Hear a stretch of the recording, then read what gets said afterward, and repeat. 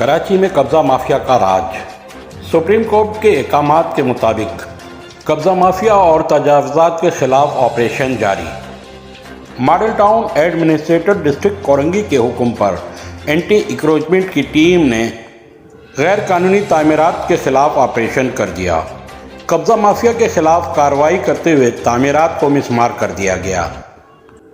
قبضہ مافیا کا تعلق سیاسی جماعت سے ہے۔ وہ اپنے آپ کو پیپلز پارٹی کا عہدیدار بتاتا ہے۔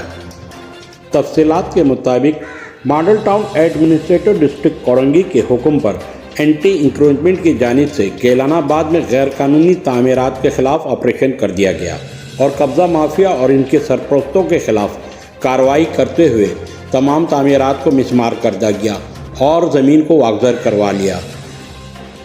قبضہ مافیا اپنے آپ کو پیپلز پارٹی کا عہدیداران بتاتے ہیں، جن کے نام محمد اقبال اور رمیز خان ہیں، جو کہ کھوکھرا پارک پاک کوسٹر ٹاؤن کے رہائشی ہیں۔ ان افراد نے سیاسی جماعت کی آڑ میں علاقے میں قبضہ مافیا کا کردار ادا کیا۔ Model town administrator district Korangi کے حکم پر اینٹی انکروچمنٹ کے ہمراہ یہ کارروائی جاری رہے گی اور تمام غیر قانونی تعمیرات کو مسمار کر دیا جائے گا۔ اینٹی انکروچمنٹ کی ٹیم غیر قانونی تعمیرات کو مسمار کرتے ہوئے قبضہ شدہ زمین سے تعمیرات کو مسمار کر کے زمین واگزار کروا لی گئی۔